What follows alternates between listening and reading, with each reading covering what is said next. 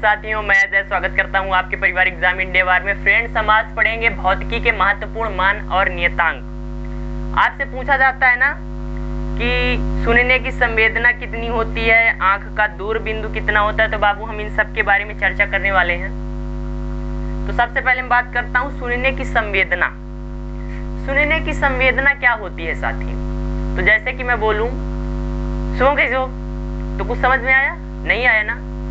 और अगर यही बात मैं आराम से बोलूं, अर्थात एक शब्द के बाद दूसरे शब्द आने के बीच कितना गैप हो, अर्थात कितने समय के बाद शब्द निकले, उसे सुनने की संवेदना कहा जाता है। और इसका मान होता है 0.1 सेकेंड। तो आप लिखिए सुनने की संवेदना। सुनने की संवेदना कितनी होती है बाबू? 1.10 सेकेंड। अगर इसको हम और ज्यादा सॉल्व करेंगे तो 0.1 सेकेंड, अर्थात 0.1 सेकेंड के बाद यदि कोई दूसरा शब्द बोला जाएगा तो हमें स्पष्ट रूप से सुनाई देगा।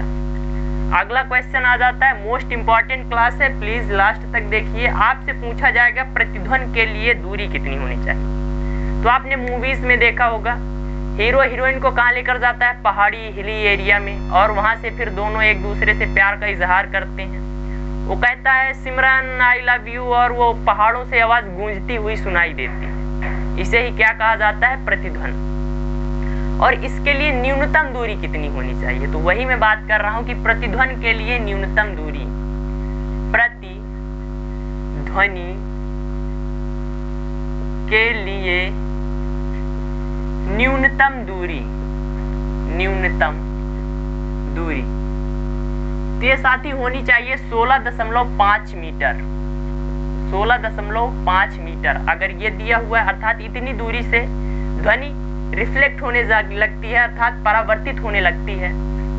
और या फिर 17 मीटर अगर ये दिया हुआ है तो ये मोस्ट इंपॉर्टेंट है, और अगर ये नहीं दिया तो फिर ये 17 मीटर आप मान सकते हैं। अगला आ जाता है बाबू, जल का आयतन सबसे कम होता है किस टेम्परेचर पर? मोस्ट इंपॉर्टेंट होता है। आप जब पानी को गर्म करते होंगे तो देखते होंगे पानी पहले भगोने पर कम होता है, फिर उसको जब हम उबालते हैं तो धीरे धीरे बढ़ने लगता है, अर्थात उसका आयतन क्या होने लगता है साथी? बढ़ने लगता है। तो वही पूछ रहा है कि आयतन सबसे कम किस टेम्परेचर पर होता है? तो लिखिए जल का आयतन, आयतन सबसे कम 4 डिग्री सेंटीग्रेड पर होता है। कितने पर होता है मेरे साथी? 4 डिग्री सेंटीग्रेड पर होता है। मोस्ट इंपॉर्टेंट क्वेश्चन है ये। महत्वपूर्ण मांग और उनके नियतांक, आज हम पूरी जो गणित की थ्योरी होती है, फिजिक्स की, सब पढ़ डालेंगे। फिर बाबू आपसे पूछा जाएगा, देखिए आपने देखा होगा, बर्फ का टुकड़ा लीजिए, पानी पर डालिए। बर्फ क्या होता है? वो ग्लास के बाहर तक होता है साथी, पर वो जैसे जैसे बर्फ पिघलती जाएगी आपको लगेगा कि पानी ग्लास से बाहर हो जाएगा, पर ग्लास से पानी बाहर नहीं होगा। ये प्रैक्टिकल आप घर पर कर देखिए। तो वही पूछ रहा है कि बर्फ पिघलने पर, बर्फ पिघलने पर आयतन में कितनी कमी होती है? आयतन में कमी तो बाबू 10%। 10%, अर्थात कोई बर्फ का टुकड़ा है, वो कितना था? मान लीजिए कि 100 सेंटीमीटर का था, 100 सेंटीमीटर जगह को घेरे हुए था। जब ये पिघलेगा तो बाबू इसमें जब पानी बन जाएगा तो कितनी जगह घेरेगा? ये 90 मीटर, 90 सेंटीमीटर की जगह घेरेगा, अर्थात 10% क्या हो जाएगा? कम हो जाएगा। तो बर्फ पिघलने पर आयतन क्या होता है? कम होता है। अगला क्वेश्चन आ जाता है, आपसे पूछा जाएगा कि पानी के बाहर बर्फ का कितना भाग होता है पानी के अंदर? आपने एक टाइटैनिक नाम की मूवी देखी होगी, उसमें क्या था? जो टाइटैनिक जहाज दुनिया का सबसे बड़ा जहाज बनाया गया, और वो समुद्र के रास्ते जा रहा था। रास्ते में उसको एक पत्थर में, पानी में ग्लेशियर मिलता है, बर्फ का टुकड़ा मिलता है। वो ऊपर का देखता है, कहता है अरे छोटा सा ही है, पर बाबू वो नीचे उससे 9 गुना बड़ा होता है। इसलिए जब जहाज उससे टकराया था तो वो जहाज टूट गया था। तो बात करते हैं बर्फ पानी के बाहर कितना भाग होता है? बर्फ का पानी के बाहर कितना भाग होता है? कितना भाग होता है? तो बाबू 1/10। अगर टोटल बर्फ 10 मीटर लंबी है तो उसका 1 भाग बाहर अर्थात 1 मीटर पानी के बाहर दिखाएगा, बाकी 9 मीटर भाग जो होगा वो पानी के अंदर होगा। तो 1/10 भाग बाहर होता है और 9/10 भाग कहाँ होता है बाबू? पानी के अंदर होता है। बच्चा आपने ये लिख लिया होगा, मैं साफ कर देता हूँ इसको पूरा। आपकी ग्रुप डी एनटीपीसी या जिनमें फिजिक्स पूछी जाती है उसके लिए मोस्ट इंपॉर्टेंट क्लास है बाबू। एक क्वेश्चन पक्का फंसेगा इस क्लास से। बस आप धैर्य के साथ लिखते जाइए, नोट्स बनाते जाइए, मेरी बातों को सुनते जाइए।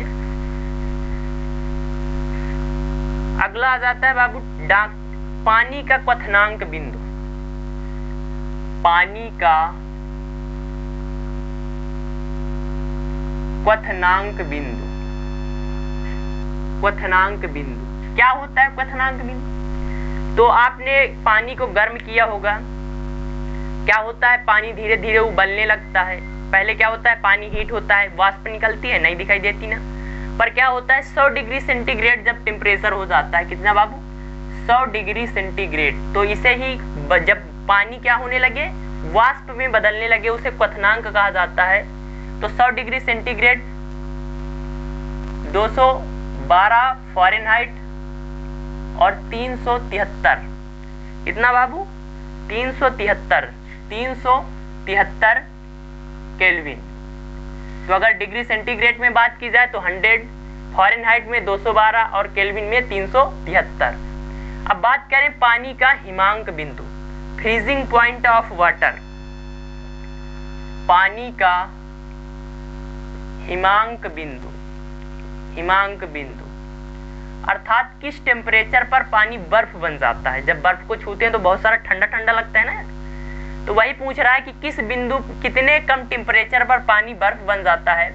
तो 0 डिग्री सेंटीग्रेड या 32 डिग्री फ़ारेनहाइट या कितना हो जाएगा? 273 केल्विन।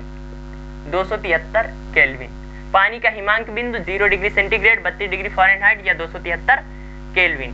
अगला बच्चा अगला क्वेश्चन आ जाता है मोस्ट इंपॉर्टेंट। कहते हैं डॉक्टरी थर्मामीटर, जो डॉक्टर का थर्मामीटर होता है, थर्मामीटर में कौन सी धातु यूज की जाती है? कौन सी धातु? और एकमात्र द्रव धातु कौन सी धातु? धातु यूज होती है तो ये बाबू पारा हो जाती है, Hg। पारा यानी Hg। आपने देखा होगा वो हरा हरा सा होता है डॉक्टरी थर्मामीटर में, पारा। अगला बाबू आ जाता है क्वेश्चन आपका गलन की गुप्त ऊष्मा। गलन की गुप्त ऊष्मा क्या होता है साथी? ये गलन की गुप्त ऊष्मा तो आपने देखा होगा पानी जो होता है, सॉरी बर्फ क्या होता है? बर्फ स्लोली पिघलने लगती है। तो क्या होता है? जब बर्फ जो होती है उसका भी टेम्परेचर 0 डिग्री सेंटीग्रेड होता है, और जब पानी बन जाता है उसका भी टेम्परेचर 0 डिग्री सेंटीग्रेड होता है। जो हम ऊष्मा देते हैं वो कहाँ जाती है? तो क्या होता है? जो बर्फ होता है उसके अणुओं को तोड़ने में एक विशेष प्रकार की ऊर्जा होती है जिसे गुप्त ऊष्मा कहा जाता है। और गलन की गुप्त ऊष्मा 80 कैलोरी, कितनी छोटू? 80 कैलोरी पर ग्राम होती है। 80 कैलोरी पर ग्राम गलन की गुप्त ऊष्मा। इसी प्रकार एक होती है वाष्पन की गुप्त ऊष्मा, वाष्पीकरण की गुप्त ऊष्मा। वाष्पीकरण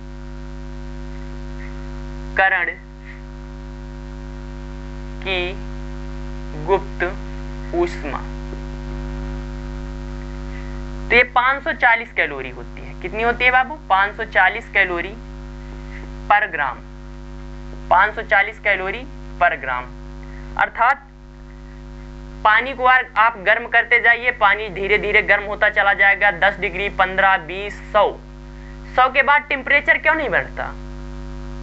100 के बाद टेम्परेचर 110 होना चाहिए, 120 होना चाहिए, क्यों नहीं होता?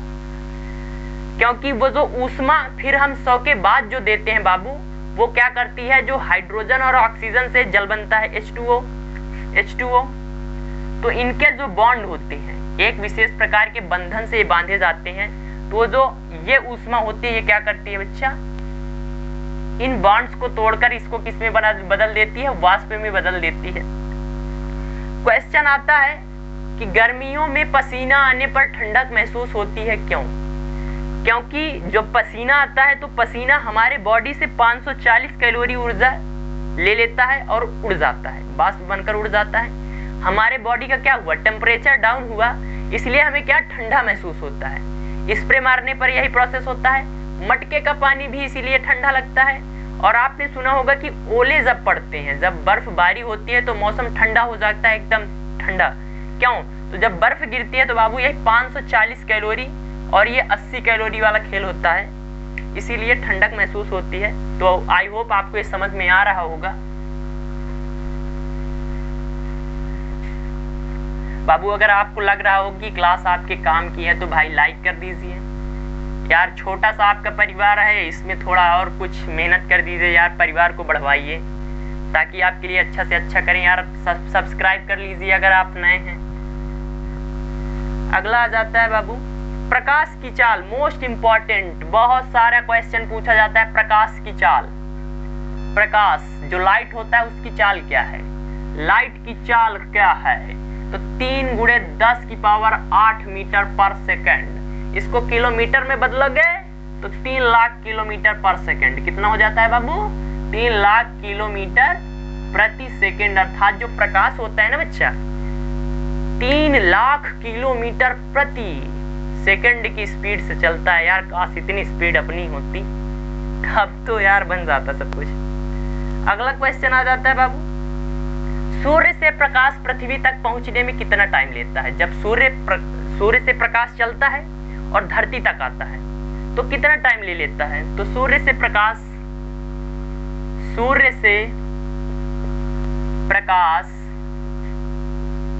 पृथ्वी तक आने में समय कितना लेता है बच्चा? तो लेता है बाबू 8 मिनट 20 सेकेंड, अर्थात टोटल 500 सेकेंड। 8 मिनट 20 सेकेंड में जो प्रकाश होता है वो सूर्य से पृथ्वी तक आ जाता है। कितनी स्पीड से? 3 लाख किलोमीटर पर स्पीड के साथ आता है बाबू। आपसे पूछा जाता है नेत्र लेंस और रेटिना के बीच की दूरी। नेत्र लेंस और रेटिना के बीच दूरी। तो बाबू आंख में एक मांसपेशियों का बना हुआ उत्तल लेंस होता है। प्रकाश क्या करता है? उस लेंस से टकराकर रेटिना पर पड़ता है और वहीं पर क्या हमारे जो सामने का प्रतिबिंब होता है, जैसे कि मैं आपको दिखाई दे रहा हूँ तो मेरा प्रतिबिंब आपके रेटिना पर पड़ रहा है। फिर यहाँ पर कोशिका होती हैं वो उसको सीधा कर देते हैं, एक्चुअली वो उल्टा बनता है। तो ये बीच की दूरी कितनी होती है लेंस और रेटिना के बीच? तो बाबू 2.5 सेंटीमीटर, 2.5 सेंटीमीटर। अगला क्वेश्चन इसी से रिलेटेड, आंख का निकटतम बिंदु। आप बुक्स उठाइए और अपनी आंख के करीब लेते जाइए। जैसे जैसे वो आंख के करीब आएगा बाबू क्या होगा, अक्षर आपको साफ दिखने बंद हो जाएंगे। फिर उसको थोड़ा दूर करिए, फिर साफ दिखने लगेंगे।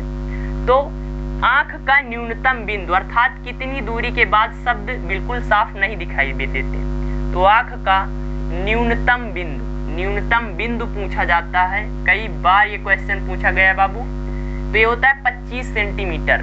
25 सेंटीमीटर के बाद अगर आप उसको पास लाएंगे आंख के तो आपको अक्षर धुंधले दिखाई देने स्टार्ट हो जाएंगे। अगला क्वेश्चन आ जाता है बाबू आंख का दूर बिंदु अर्थात आंख कितना दूरी तक देख सकती है? तो ये बाबू अनंत है। आप आंख से कुछ भी देख सकते हैं, बहुत दूर तक देख सकते हैं, क्योंकि जो आंख का लेंस होता है, जो आंख का कैमरा होता है वो 576 मेगापिक्सल का होता है। अगला क्वेश्चन आपका आ जाता है बच्चा आंख की क्षमता। आपका मोबाइल का जो कैमरा होता है, आप बताते हैं ना इतने मेगापिक्सल का है, इतने मेगापिक्सल का है। मैं आपको आंख के कैमरे का क्षमता बताता हूं। आपसे पूछा जाए आंख की क्षमता, आंख की क्षमता, तो बाबू ये 576 मेगापिक्सल होती है। इतनी ज्यादा होती है आंख की क्षमता, 576 मेगापिक्सल। इसके बाद आपका अगला क्वेश्चन आ जाता है बाबू, आपसे पूछा जाता है खगोलीय दूरी। खगोलीय दूरी, इसे एस्ट्रोनॉमिकल यूनिट भी कहा जाता है। सूर्य से पृथ्वी के बीच की दूरी को खगोलीय दूरी कहा जाता है। और इसका जो वैल्यू होता है ना बच्चा, वो 1.496 गुणे 10 की पावर 11 मीटर, 1.496 गुणे 10 की पावर 11 मीटर होती है। अर्थात सूर्य से पृथ्वी के बीच की जो दूरी है ना, 14,96,98,000 किलोमीटर है। सूर्य हमसे कितना दूर है? 14,96,98,000 किलोमीटर दूर है। अर्थात 1.496 गुणे 10 की पावर 11 मीटर दूर है। अगला क्वेश्चन आ जाता है बाबू, एक प्रकाश वर्ष। प्रकाश वर्ष, एक प्रकाश वर्ष दूरी क्या होती है? तो प्रकाश द्वारा एक वर्ष में तय दूरी को ही प्रकाश वर्ष कहते हैं। अर्थात प्रकाश 3 लाख किलोमीटर पर सेकंड की स्पीड से चलता है और उसको 1 साल तक चलते दिया जाए तो कितनी दूरी तय करेगा? तो वो करेगा मेरे साथी 9.4 गुणे 10 की पावर 15 मीटर। कितनी करेगा? 9.4 गुणे 10 की पावर 15 मीटर। और अगला आ जाता है एक पारसेक बराबर क्या होता है? पारसेक दूरी का सबसे बड़ा मात्रक, ये तीनों दूरी के ही मात्रक हैं, दूरी का सबसे बड़ा मात्रक होता है पारसेक। और इसकी जो वैल्यू होती है ना बाबू, इसकी वैल्यू होती है 3.08 गुणे 10 की पावर 16 मीटर। कितनी होती है मेरे साथी, मेरे भाई? 3.08 गुणे 10 की पावर 16 मीटर होती है। मोस्ट इंपॉर्टेंट हो जाता है। आपसे पूछा जाए कि पृथ्वी से चंद्रमा की दूरी, पृथ्वी से चंद्रमा की दूरी, पृथ्वी से चंदा मामा की दूरी, चंदा मामा गोल गोल चंद्रमा की दूरी, तो ये कितनी हो जाती है बाबू? 3,82,000। कितनी हो जाती है? 3,82,000 किलोमीटर। 3,82,000 किलोमीटर दूर पृथ्वी, चंद्रमा पृथ्वी से दूर है। ये आपने लिख लिया होगा, मैं इसको साफ कर देता हूं। अगला जो क्वेश्चन आ जाता है बाबू, मेरा भाई मेरा यारा लाइक कर दे। अगला आ जाता है न्यूटन। वही न्यूटन आ गया। आपसे पूछा जाएगा न्यूटन क्या है? न्यूटन, न्यूटन बल का मात्रक। क्या है बाबू? बल का मात्रक, बल का मात्रक। और न्यूटन और डाइन, न्यूटन क्या होता है? एसआई मात्रक होता है, और जबकि डाइन सीजीएस मात्रक होता है। क्या होता है बाबू? सीजीएस। तो डाइन, डायन, डायन चुड़ैल वाली डायन नहीं। और आपसे पूछा जाता है ये किस में होता है बाबू? ये सीजीएस में होता है, सीजीएस, सेंटीमीटर ग्राम सेकंड। ये होता है एसआई, एसआई मात्रक, जिसे एमकेएस पद्धति भी कहा जाता है, मीटर किलोग्राम सेकंड पद्धति, जिसे एसआई मात्रक भी कहा जाता है। आपसे पूछा जाता है 1 न्यूटन बराबर होता है तो 10 की पावर 5 डाइन के, 10 की पावर 5 डाइन के होता है 1 न्यूटन। मोस्ट इंपॉर्टेंट है और इस बार आपके एग्जाम्स में दिखेगा, तो नोट कर लो। अगला क्वेश्चन आ जाता है बच्चा, अगला हो जाता है मेरे साथी 1 जूल। 1 जूल किसके बराबर होता है बाबू? तो 1 जूल 10 की पावर 7 अर्ग के बराबर होता है। और ये किसके दोनों मात्रक हैं? तो मेरा भाई और बहनों, ये हमारे ऊष्मा के मात्रक है। ऊष्मा के किसके हैं बाबू? ऊष्मा के। 10 की पावर 7 अर्ग जूल ऊष्मा का मात्रक हो जाता है। अगला क्या हो जाता है? अगला हो जाता है 1 कैलोरी। आपसे पूछा जाता है 1 कैलोरी किसके बराबर है? तो बाबू 1 कैलोरी होता है 4.2 जूल। कहीं कहीं पर दिया होगा 4.186 जूल, तो इसको क्या लिख देंगे? 4.2 जूल। जूल ये भी ऊष्मा का मात्रक है। किसका मेरे भाई और बहनों? ऊष्मा का मात्रक है। अगला जो आ जाता है आपका 1 किलोवाट हावर्स। 1 kilowatt hours. क्या बाबू? 1 किलोवाट हावर्स। वो आपने देखा होगा ना, बिजली का बिल निकालने आते हैं तो यही निकालते हैं, इसे ही 1 यूनिट बोलते हैं। और इसका जो मान होता है ना, वो होता है 3.6 गुणे 10 की पावर 6। 3.6 गुणे 10 की पावर 6 वाट। 1 किलोवाट हावर्स कितना होता है? सॉरी, जूल होता है बाबू, ये जूल। जूल ये भी ऊष्मा का ही मात्रक है, जूल। जूल 3.6 गुणे 10 की पावर 6। आपसे पूछा जाए 1 किलोवाट हावर्स कितना होता है? हावर्स यार, 3.6 गुणे 10 की पावर 6 जूल। बाबू आपको क्लास अच्छी लग रही हो तो लाइक कर दीजिए यार, एक गोलू मोलू सा लाइक कर दो यार। अगला आ जाता है 1 इलेक्ट्रॉन वोल्ट। क्या चीज बाबू? मेरे भाई 1 electron volt. 1 electron volt, electron volt भी ऊर्जा का मात्रक है। किसका है? ऊर्जा का। और 1 इलेक्ट्रॉन वोल्ट जो होता है 1.6 इंटू 10 की पावर -19 जूल। जहां जूल लग जाए उष्मा का मात्रक। आपसे पूछा जाएगा 1 इलेक्ट्रॉन वोल्ट की वैल्यू कितनी होती है? 1.6 गुणे 10 की पावर -19 जूल हो जाता है। और अगला हो जाता है बाबू टेस्ला। टेस्ला, एक टेस्ला 10 की पावर 4 गॉस के बराबर होता है। गॉस। और ये दोनों विद्युत चुंबकीय किसके मात्रक हैं? तो चुंबकीय क्षेत्र के, चुंबकीय क्षेत्र के मात्रक है। चुंबकीय क्षेत्र। आपसे पूछा जाएगा टेस्ला गॉस किसके मात्रक? चुंबकीय क्षेत्र के मात्रक है। 1 टेस्ला बराबर 10 की पावर 4 गॉस हो जाता है। और अगला आ जाता है मेरे साथी अश्वशक्ति, 1 HP, हॉर्स पावर। अश्वशक्ति, हॉर्स पावर मतलब घोड़े की ताकत, घोड़ा भागता है ना ऐसे ऐसे करके, तो अश्वशक्ति। क्या चीज मेरे साथी? अश्वशक्ति। 1 हॉर्स पावर बराबर कितना होता है बाबू? 1 HP बराबर होता है 746 वाट। अर्थात ये किसके मात्रक हो गए? तो मेरे भाई और बहनों ये शक्ति के मात्रक हो गए। शक्ति। अब शक्ति कोई लेडीज नहीं है, पावर, स्ट्रेंथ, ऊर्जा। तो फ्रेंड्स आपको क्लास कैसी लगी यार कमेंट कर देना। चैनल पर नए हो तो सब्सक्राइब कर लीजिए ताकि आपका परिवार धीरे धीरे बड़ा हो जाए। और फ्रेंड्स के साथ भी शेयर कर दीजिए। घर में मोबाइल से उसमें भी सब्सक्राइब करा दीजिए यार, जल्दी से टारगेट पूरा कराइए तो फिर लाइव आने लगे तो फिर मजा आया है। मिलते हैं अगली क्लास में। जय हिंद, जय भारत। हंसते मुस्कुराते रहिए।